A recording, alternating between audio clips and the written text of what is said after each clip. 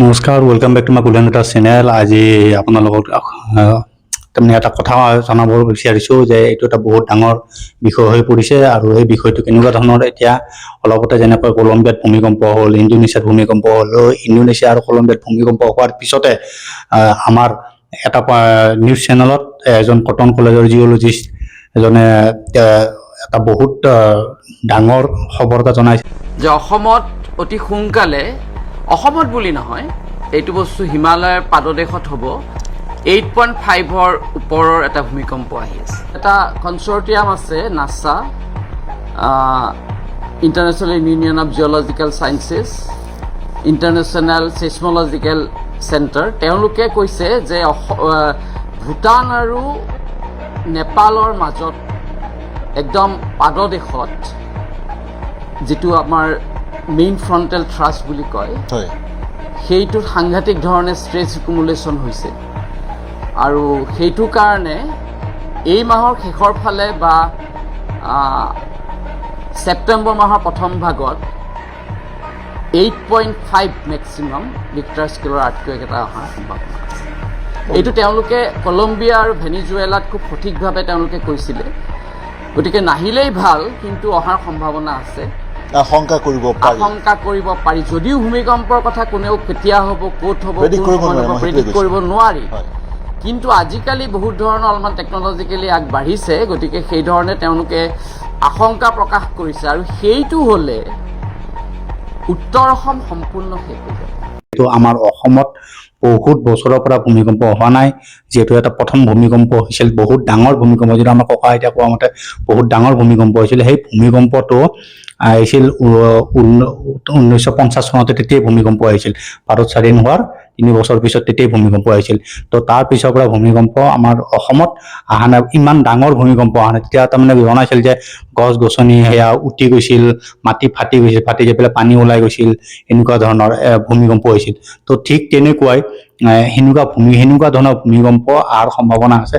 যিহেতু কটন কলেজৰ জিঅ'লজিষ্টজনে এই বিষয়ে এটা নিউজ চেনেলত আমাক জনাইছে যে 8.5 মেগনিটিউডৰ ভূমিকম্প তাৰমানে হোৱাৰ সম্ভাৱনা আছে। তাৰমানে মেক্সিমাম এইটো হোৱাৰ সময় তাতকৈ অলপ কমো হ'ব পাৰে বা অকণমান বেছিও হ'ব পাৰে। ধৰি লওক যেনেকুৱা কলম্বিয়াত ভূমিকম্প হৈছিল, কলম্বিয়াত কিমান হৈছিল, 7 পইণ্ট কিমান হৈছিল, আৰু ইণ্ডোনেছিয়া অলপতে ভূমিকম্প হ'ল কিমান হৈছিল, 7 পইণ্ট কিমান হৈছিল, 7 পইণ্ট কিমান। আৰু এইখিনি হওঁতে তেতিয়াই কেনেকুৱা ধৰণৰ ধ্বংসলীলা আৰম্ভ হৈছে।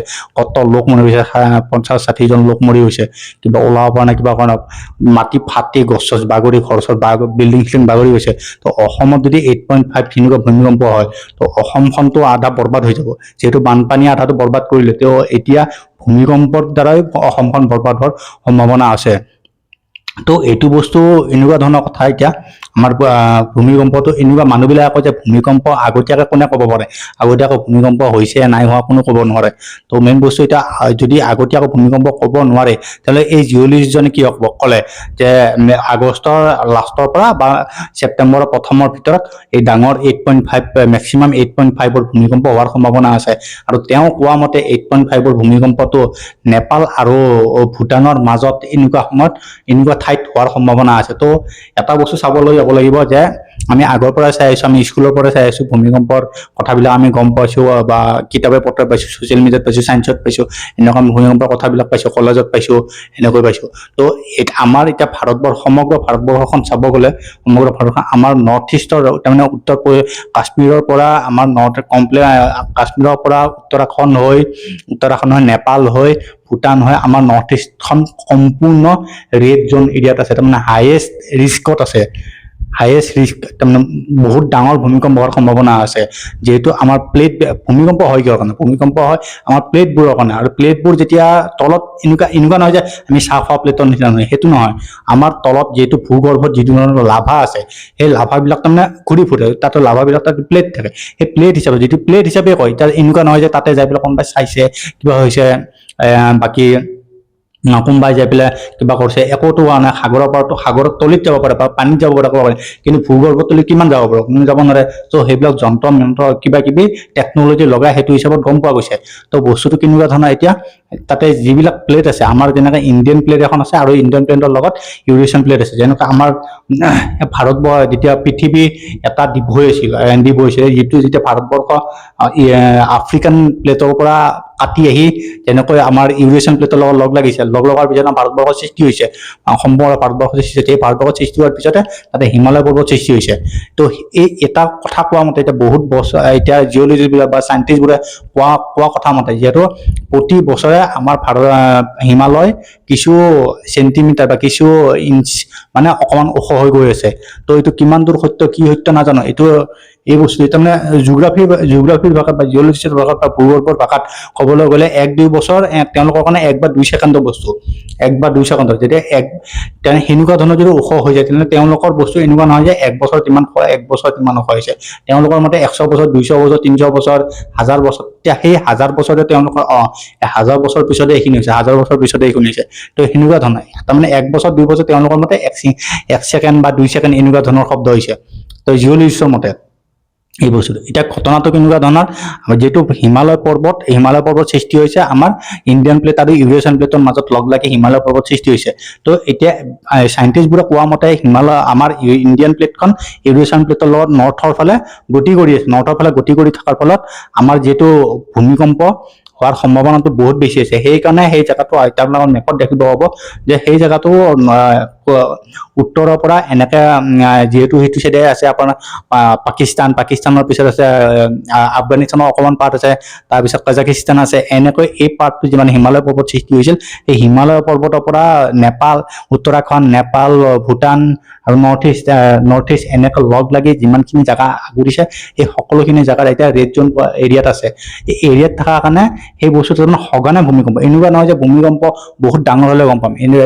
এটা কিবা সমীক্ষাত কোৱা মতে আমাৰ অসমত ভূমিকম্প বা আমাৰ এই এৰিয়াটোত ভূমিকম্প বা হিমালয় পৰ্বতমালাত যিটো ভূমিকম্প হৈছে সঘনাই ভূমিকম্প, সঘনাই সৰু ডাঙৰ ভূমিকম্প, সৰু ভূমিকম্প 1, 2, 3 মেগনিটিউড এইবিলাক ভূমিকম্প। এইবিলাক ডাঙৰ ভূমিকম্প আমি মানুহে অনুভৱ কৰিব নোৱাৰো। এইবিলাক ভূমিকম্প হয়তো টেকনলজিয়ে অনুভৱ কৰিব পাৰিব, মেপিং কৰিব পাৰিব। আৰু লগতে যিহেতু জীৱ জন্তুৱে এই বস্তুটো অনুভৱ কৰিব পাৰে, যিহেতু তেওঁলোকৰ চেন্সটো বেছি আমাৰ মানুহতকৈ। তো সেইটো আমি দেখিলে গম পাওঁ যে ভূমিকম্প অহাৰ আগত কুকুৰবোৰে বা গৰু ছাগলী যিমান আছে, যিহেতু আগতে গৰু ছাগলী গোহালিত থাকিলে গৰুবিলাকে কাণ দাঙি চাই কি হৈছে, কুকুৰবিলাকে ভুকে, ছাগলীবিলাকে দৌৰা, চৰাইবিলাক গছৰ পৰা উৰি যায়, এনেকুৱা ধৰণৰ। আৰু ডাঙৰ ভূমিকম্প হোৱাৰ আগত আমি মাটিবিলাকত কিছুমান বস্তু গম পাওঁ, যিটো পথুৰ আছে আমাৰ গাঁও এৰিয়াত চালে গম পায় যে পিপৰাবিলাক ওলাই যায় গাঁতৰ পৰা, বা দিনটোত ৰাতিপুৱাৰ পৰা ওলাই যায়। আৰু লগতে কেঁচু হওক কিবা হওক মাটিৰ পৰা ওলাই আহে সেইবিলাক বস্তু। তো সেইবিলাক বস্তু যদি বেছিকে ওলাই আহে, কিবা এটা মানুহবিলাক এটা সংকেত পায় যে কিবা এটা ঘটনা হোৱাৰ কথা আছে, বা ডাঙৰ ভূমিকম্প, ডাঙৰ বানপানী হোৱাৰ কথা আছে, সম্ভাৱনা আছে। তো এইটো ধৰণৰ ঘটনা। আৰু চৰাই চিৰিকটি জীৱ জন্তু বিলাকে কিছু সময় আগত গম পায় যে ভূমিকম্প আহিব, কমচে কম 1 মিনিট বা 1.5 মিনিট আগত তেওঁলোকে আগতে গম পায়। কেনেকৈ গম পায় নাজানো, তেওঁলোকৰ এটা চেন্স আছে। তো সেইটো বস্তু তেওঁলোকে গম পায়। এতিয়া মেইন বস্তুটো হৈছে আমাৰ অসমত যিটো ধৰণৰ ঘটনা ঘটি আছে, যে 1950 চনত যিটো ভূমিকম্প হৈছিল, তাতকে ডাঙৰ ভূমিকম্প আৰু অসমত হোৱা নাই। বেলেগ ঠাইত হৈছিল, গুজৰাটত হৈছিল, কাশ্মীৰত হৈছিল, বাকী আপোনাৰ ইফালে চাউথৰ ফালে হৈছিল, বাকী বিহাৰত হৈছিল, আমাৰ অসমত হৈছিল। এনেকৈ ডাঙৰ ভূমিকম্প চবচে বেছি এতিয়ালৈ ৰেকৰ্ড কৰা মতে আমাৰ চবচে ডাঙৰ ভূমিকম্প হৈছিল 1950 চনত ডাঙৰ ভূমিকম্প দেখা গৈছিল। তাৰ পিছৰ পৰা সৰু ভূমিকম্পটো হৈ আছে, কিন্তু সৰু ভূমিকম্প হোৱাৰ পিছতো মানে যিবিলাক তলত লাভা থাকে বা গৰম বস্তু থাকে, সেইবিলাক বস্তুটো গতি কৰি আছে, এনেকুৱা ধৰণৰ মুভিং হৈ আছে, ৰখি থকা বস্তু নহয়, মুভিং হৈছে। এই মুভিং হৈ থকাৰ ফলতে বস্তুবিলাক কেতিয়াবা ঘহনি খায়, কিবা হয়, তেতিয়া তাতে কিছুমান প্ৰেছাৰ হয়। প্ৰেছাৰবিলাক ক'ত যাব, শক্তি উৎপন্ন হয়। এই শক্তিবিলাক ওলাব লাগিব। এনেকুৱা নহয় খালী ঠাই এটাত যদি ভৰ্তি হৈ গ'লে তাক কিবা এটা ওলাব লাগিব। সি যেতিয়া কোনোবা ফালে ওলোৱা সেয়া নাপায়, তেতিয়াহ'লে সেই বস্তুটোতে প্ৰেছাৰ পালে বস্তুটো লৰি যায়। এই লৰি যোৱাৰ ফলত ভূমিকম্প তাৰমানে সৃষ্টি হয়। সেই বস্তুটো বহুত বেছি প্ৰেছাৰ হৈ গ'লে তেতিয়া বহুত বেছিকে লৰে। সেই লৰি গ'লে তেতিয়া ভূমিকম্পটো ওপৰৰ ফাললৈ গুচি যায়। তাৰমানে য'ত বস্তুটো জমা হৈ যায়, প্ৰেছাৰটো বেছি হৈ যায়, সেই বস্তুটো কেন্দ্ৰ হিচাপত পৰিণত হয়। অলপতে আমি ম্যানমাৰত পাইছিলোঁ সেই ভূমিকম্প, নেপালত পাইছিলোঁ, এনেকৈ মিজোৰামত পাইছিলোঁ, মেঘালয়ত পাইছিলোঁ। তো সেনেকুৱা ধৰণৰ সৰু সৰু কেন্দ্ৰ কিছুমান আহে, সেই কেন্দ্ৰবিলাক য'ত বস্তুটো লৰি যায় সেইটো ওপৰ আমাৰ ছাৰ্ফেচলৈ সেইটো গতি কৰে, গতি কৰিলে সেই বস্তুটো গতি কৰাৰ পিছতে সেই বস্তুটো সেইখিনি ঠাইত বহুত বেছি ধ্বংস কৰি দিয়ে, বহুত বেছি ধ্বংস কৰি দিয়ে। তো 1950 চনৰ পৰা আজিলৈ ইমান ডাঙৰ ভূমিকম্প হোৱা নাই যিহেতু, তো এইটো এটা হোৱাৰ চান্স এটা আছে, যিহেতু জিঅ'লজিষ্টখিনিয়ে কৈছে, তো এইটো হোৱাৰ চান্স আছে। তো এতিয়া এটা কথা, ভূমিকম্প বাৰু ঠিক আছে, ভূমিকম্প হ'লে ভূমিকম্পৰ পৰা বাচাৰ উপায় কি আছে আমিতো গম নাপাওঁ। পানীৰ পৰা বাচিলে আমি NDRF SDRF আমি কাম কৰিব পাৰোঁ, ইয়াৰ কৰিব পাৰোঁ, কিবা কৰোঁ, কিন্তু ভূমিকম্পৰ পৰা বাচাৰ চান্স কি আছে? ভূমিকম্পৰ বাচাৰ চান্স আমি যদি মুকলি ঠাইত থাকোঁ, মুকলি ঠাইত থাকিলে আমি তলত বহি দিব লাগিব। মুকলি ঠাইত থাকিলে আমি তলত বহিলে, আৰু গছ গছনি ঘৰ দুৱাৰ কিবা কিবি থাকিলে সেই ঘৰ দুৱাৰৰ ওচৰত দূৰত থাকিব লাগিব, বা গছ গছনি আছে গছ গছনিৰ পৰা অকণমান দূৰত থাকিব লাগিব, গছ গছনিও বাগৰি, কাৰণ মাটিয়েতো লৰি আছে, আৰু মাটি লৰি থাকিলে যেতিয়া গছ গছনি ক'ত খামুচিলে, এনেকুৱা নহয় যে বানপানী আহিলে খামুচি ধৰি আছে মাটিটো বা গছডাল বগৰাই নিব পাৰে, কিন্তু মাটিটোৱে লৰি আছে, মাটিটো লৰি থাকিলে গছডাল ক'ত থাকিব?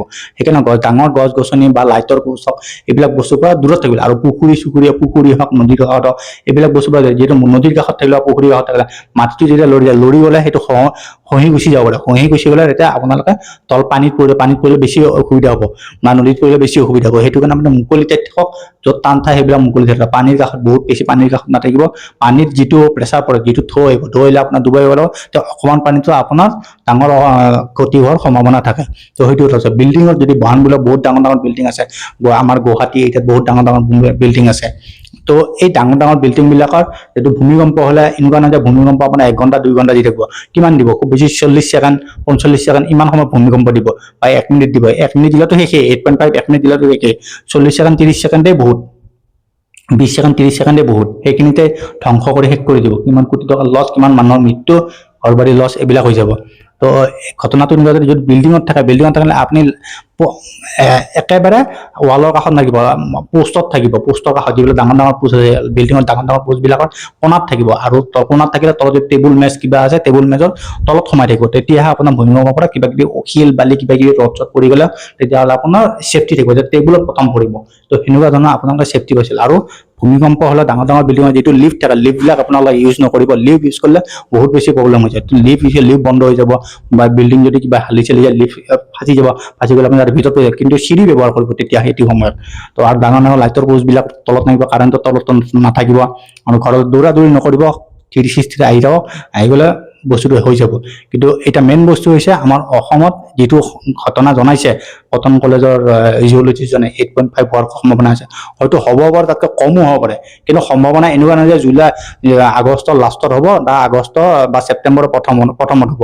তো এইটো কাৰণে বহুত বেছি ভয়ানক খবৰ, তাৰমানে এইটো বহুত বেছি ভয়ানক খবৰ। এই বস্তুটো চৰকাৰে বা আমাৰ যিটো চাইণ্টিষ্টসকল আছে, চাইণ্টিষ্টসকলে এইটো বস্তু বহুত বেছি গুৰুত্ব সহকাৰে লোৱাৰ তাৰমানে সময় আহিছে। তো এই বস্তুটো আমাৰ চৰকাৰৰ ফালৰ পৰা স্কুল হওক কলেজ হওক সকলোতে এই বিষয়ে সজাগতা কৰাৰ বহুত প্ৰয়োজন আছে। এই সজাগতা যদি কৰে, আমি হয়তো বহুত বেছি সজাগতা কৰিলে তেতিয়াহ'লে আমি বহুত বেছি জীৱ জন্তু ঘৰ দুৱাৰ সকলো বস্তু আমি বচাব পাৰিম। তো যদি আমি সজাগতা নকৰোঁ, বা সেই মানুহজনক আমি ইগন'ৰ কৰোঁ, তেওঁ যিহেতু জিঅ'লজিষ্ট হয়, তেওঁ বহুত বেছি জানে, আমাৰ যদি পলিটিচিয়ানতকৈ তেওঁ বহুত বেছি জানে, তো সেইটো তেওঁৰ কথাটো যদি গুৰুত্ব সহকাৰে লয় অসম চৰকাৰে, তো অসম চৰকাৰৰ যিটো ক্ষতি হ'ব সেইটো হ'ব, কিন্তু তাৰ জীৱৰ শক্তি, যিটো জীৱনৰ শক্তি, সেই জীৱনৰ যিটো ক্ষতি হ'ব, সেই ক্ষতিটোৱে বহুত বেছি হ'ব। তো সেইটো কাৰণে চৰকাৰে যদি ইয়াৰ বিষয়ে কিবা বিহিত ব্যৱস্থা লয়, তো আমাৰ কাৰণে ভাল লাগিব এইটো বস্তু। তো এইটো বস্তু ভূমিকম্পৰ হৈ ভয় খাব নালাগে, বা সজাগতা সৃষ্টি কৰক যে আপোনালোকে দৌৰা ধপৰা নকৰিব, কিবা পানীৰ কাষত পুখুৰীৰ কাষত নদীৰ কাষত নাথাকিব, ব্ৰিজত থাকিলে, ব্ৰিজত যদি কোনোবা গাড়ী দি গৈ আছে, ব্ৰিজত থাকিলে আপুনি ব্ৰিজৰ মাজত নাথাকিব, পাৰিলে আপুনি যিবিলাক পোষ্ট আছে পোষ্টবিলাকৰ থাকিব, গাড়ী চলাই গৈ নাহিব, জোৰত গাড়ী চলাই গৈ নাহিব, হয়তো ৰখি দিয়ক, কিবা কৰি দিয়ক, এনেকুৱা নহয় যে ব্ৰিজখন পটকৈ ভাঙি গুচি যাব, ভাঙি নাযাব পাৰে। কিন্তু মেইন বস্তু হ'ল ব্ৰিজটো, আৰু ব্ৰিজৰ যিবিলাক অভাৰ ব্ৰিজ আছে, অভাৰ ব্ৰিজবিলাকৰ তলত নাথাকিব, তলত যদি অভাৰ ব্ৰিজৰ তলত থাকে, যদি ব্ৰিজখনৰ কিবা কিবি সৰু বস্তুও খহি পৰে, তো আপোনাৰ জীৱনটো যোৱাৰ গেৰেণ্টি তাৰমানে 100% হৈ যাব পাৰে। তো সেইটো কাৰণে ব্ৰিজৰ তলত নাথাকিব, ডাঙৰ ডাঙৰ বিল্ডিঙৰ তলত নাথাকিব, লাইটৰ পোষ্টৰ তলত নাথাকিব, ডাঙৰ ডাঙৰ কাৰেণ্টবিলাকৰ তলত নাথাকিব, পুখুৰীৰ কাষত নাথাকিব, নদীৰ কাষত নাথাকিব, ডাঙৰ ডাঙৰ বিল্ডিংবিলাক থাকিলে তাতে আপুনি লিফ্ট ইউজ নকৰিব, চিৰিতে অহা যোৱা কৰিব, দৌৰা ধপৰা কৰিলে লৰি থাকিব, ভৰি পিছল খাই আপোনাৰ ওপৰত গছক মাৰিবলৈ কোনোবা পলাব চেষ্টা কৰিব, কাৰণ আপোনাক উঠাব নোৱাৰে সেইখিনি সময়ত। তো সেইটো কাৰণে বহুত বেছি সজাগ হোৱাৰ প্ৰয়োজন আছে। তো সেইটো কাৰণে এইটো নহয় যে আৰু এটা কথা, লাষ্ট কথা এটা আমাৰ অসমত যিটো 1950 চনত ভূমিকম্প হৈছিল, সেই ভূমিকম্প হোৱাৰ পিছতে ভূমিকম্প আমাৰ অসমত কেনেকুৱা নহয়, অসমত আমি চাংঘৰ সাজো, খেৰী ঘৰ সাজো, কাঠ বাঁহ বেৰৰ এইবিলাক ঘৰ সাজো, যিহেতু সেইখিনি সময়ত ইটা বালিৰ ব্যৱস্থাটো খুব কম আছিল, কমকে কৰা আছিল, যিহেতু আমাৰ ইয়াতো ইমান টকা পইচা নোহোৱাৰ কাৰণে আমাৰ যিহেতু কৃষি প্ৰধান ৰাজ্য, কৃষি প্ৰধান দেশ হয়, সেইটো কাৰণে আমি সেইবিলাক বস্তু বেছিকে ব্যৱহাৰ কৰিছো, খেৰ বাঁহ কাঠ এইবিলাক। আৰু ভূমিকম্প অহাৰ চান্সটো বেছি আমাৰ অসমত, আৰু সেইটো কাৰণে আমাৰ যিহেতু বানপানী আহে, বানপানী আমাৰ যিহেতু এনেকুৱা নহয় যে আমাৰ জিঅ'গ্ৰাফিকেলি আমাৰ বানপানী কোনো ৰখাব নোৱাৰে, বানপানী হ'বই হ'ব, যেতিয়ালৈকে পৃথিৱী থাকিব তেতিয়ালৈকে অসমত বানপানী হৈ থাকিব। তো সেইটোৰ পৰা ৰখাব নাই, সেইটোৰ পৰা বাচাৰ উপায় থাকিব, কিন্তু সেইটোক ৰখাব কেতিয়াও নোৱাৰে। এইটো সেনেকুৱা ধৰণৰ বস্তু। তো এতিয়া লাহে লাহে বিল্ডিং হৈছে, কিবা হৈছে, তো মানুহৰ ক্ষয়ক্ষতি বেছি হৈছে। ভূমিকম্পত মানুহ বহুত বেছি নপৰে, সেই বিল্ডিং খহি পৰিব, গছ ভাঙি গছ উঘালি পৰিব, বা লাইটৰ পোজ উঘালি পৰিব। তো এনেকুৱা ধৰণৰ ঘটনাবিলাক মানে এনেকুৱা ধৰণৰ হয় ভূমিকম্পত এইটোৰ কাৰণে বেছিকে মানুহৰ ভূমিকম্প লৰি থাকে, আপুনি বাগৰি যদি শুই থাকে তেতিয়া আপোনাৰ একো কৰিব নোৱাৰে। ভূমিকম্প আপুনি লৰি থাকিব অকণমান বহুত সময় নাথাকে, 1 মিনিট 2 মিনিট নাথাকে, 30 ছেকেণ্ড 45 ছেকেণ্ড থাকিব, 40 ছেকেণ্ড থাকিব, ইমান সময় থাকিব, ইমান সময় আপুনি লৰি থাকিব। তো ইমান সময়ত তেতিয়া বিল্ডিং এটা ভাঙি শেষ হৈ যাব, বিল্ডিঙত কিমান মানুহ আছে সেইখিনি মানুহ মৰিব। তো সেনেকুৱা ধৰণৰ বস্তু। তো বহুত বেছি চিন্তা নহয়, এইটো কাৰণে আমাৰ অসমত যিহেতু ডেভেলপমেণ্ট আহিছে, ডেভেলপমেণ্ট অহাৰ পিছত আমাৰ খেৰ বাঁহ কাঠ এইবিলাক বস্তু যিহেতু গাঁঠি দিয়া চিষ্টেম, এইটো বস্তু আমাৰ অসমৰ পৰা নোহোৱা গৈছে।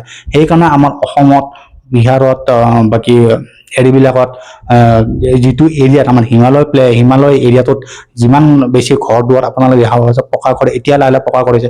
আগতে মানুহবিলাক সৰু সৰু জুপুৰি বান্ধিছিল, কিবা বনিছিল, যিহেতু তেওঁলোকে আগতে গম পাইছিল যে ভূমিকম্প হোৱাৰ সম্ভাৱনা আছে।